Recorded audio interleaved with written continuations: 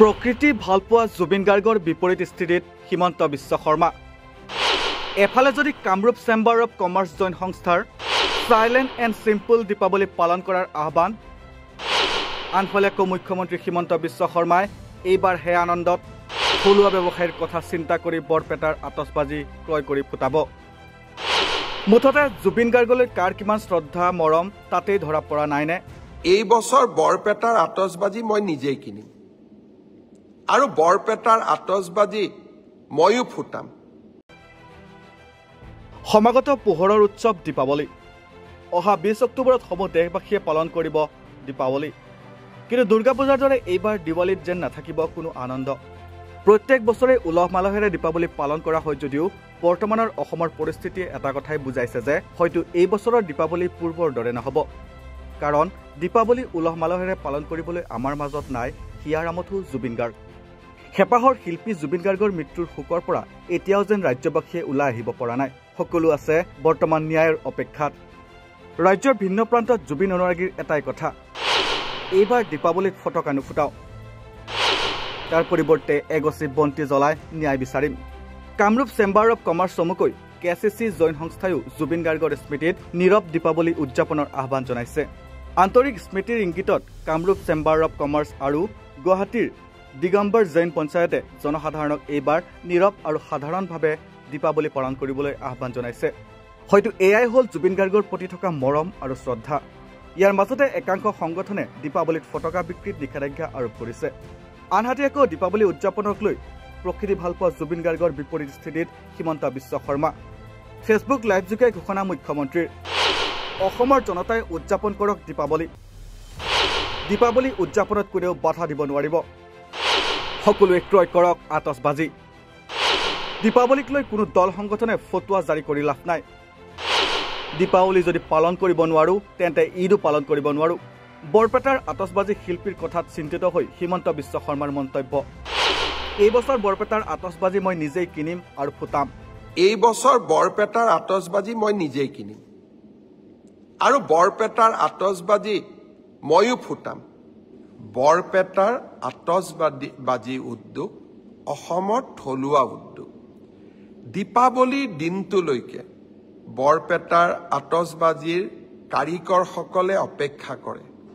দীপাৱলী আহিব, মানুহে আমাৰ আতচবাজি কিনিব, আতচবাজি আমি বিক্ৰী কৰিম আৰু সেয়েৰে আমি পৰিয়ালটো চলাম বছৰটো। বহুত সপোন লৈ তেওঁলোকে আতচবাজি নিৰ্মাণ কৰে। বহুত সপোন লৈ তেওঁলোকে এই থলুৱা শিল্পটোক বচাই ৰাখিছে। এইকেইদিন কোনোবাই কৈ আছে দীপাৱলীত বোমা ফুটাব নালাগে। বৰপেটাৰ আতচবাজি শিল্পীসকলে কেনেকৈ ঘৰখন গোটেই বছৰটো চলাব? তেওঁলোকৰ কাৰণে চিন্তা কৰাৰ দায়িত্ব আমাৰ নাই জানো? অসমত ফাটোৱা জাৰি কৰাৰ যিটো এক প্ৰৱণতা এছাম সংগঠনে গঢ়ি তুলিছে, তেনেকে ৰাজ্যখন চলিব নোৱাৰে। মই আকৌ এবাৰ মনত কৰিম, জুবিন গাৰ্গৰ গোটেই জীৱনটোৱে আছিলে দুখীয়া জনৰ কাৰণে। মই ভাবোঁ জুবিন জীয়াই থাকিলে প্ৰথমতে জুবিনে সংগঠনসকলক ক'লেহেঁতেন যে বৰপেটাৰ আতচবাজিৰ শিল্পটোক আমি মৰিবলৈ নিদিওঁ। মই অসমৰ ৰাইজক আহ্বান জনাম, বৰপেটাৰ আতচবাজি শিল্পটোক জীয়াই ৰাখিবৰ কাৰণে দীপাৱলীত আমি থলুৱা শিল্পৰ বা থলুৱা আতচবাজি কাৰিকৰৰ পৰা কিনা বোমা আমি নিশ্চিতভাৱে ব্যৱহাৰ কৰিম। আনন্দত নহয়, শিল্পটোক জীয়াই ৰখাৰ কাৰণে আৰু জুবিনৰ আদৰ্শক জীয়াই ৰখাৰ বাবে। কোনোবাই মোক বেয়া পাব পাৰে আৰু যিসকল সংগঠনে টেলিভিছনৰ পৰ্দাত উলিয়াই যিকোনো এটা ফটোৱা জাৰি কৰি দিয়ে, তাক আমি অন্তত আমাৰ চৰকাৰ থকালৈকে আমি তেনেকে চলিব দিব নোৱাৰো। কাৰণ আমি এইখন অসম মানৱীয় মূল্যবোধৰ মাজেৰে আগুৱাই যোৱাটো বিচাৰো। সনাতন আমাৰ সংস্কৃতি। দীপাৱলী অতীজৰে পৰা আমি পালন কৰি আহিছোঁ। বোমা ফুটাব লাগে নালাগে মই নকওঁ, কিন্তু দীপাৱলীও পালন নকৰোঁ যদি, তেতিয়াহ'লে আমি বৰদিনো পালন নকৰিম। যদি বৰদিন পালন নকৰোঁ, আমি নিউ ইয়াৰ্ছো পালন নকৰোঁ, আৰু যদি নিউ ইয়াৰ্ছ পালন নকৰোঁ, তেতিয়াহ'লে আমি ঈদো পালন নকৰোঁ। সেইকাৰণে মই সিদ্ধান্ত লৈছোঁ যে এই বছৰ বৰপেটাৰ আতচবাজি মই নিজেই কিনিম, আৰু বৰপেটাৰ আতচবাজি ময়ো ফুটাম। কিয়? কাৰণ বৰপেটাৰ শিল্পটোক আমি জীয়াই ৰাখিব লাগিব।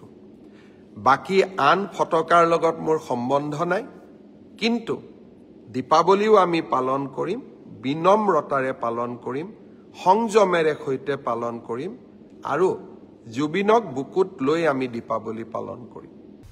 হয়তো ইয়াতে স্পষ্ট হৈছে যে হিয়াৰ আমঠু জুবিন গাৰ্গৰ প্ৰতি কাৰ কিমান মৰম আৰু শ্ৰদ্ধা।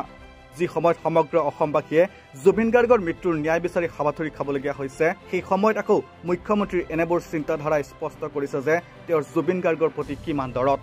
News desk report, North East নাও।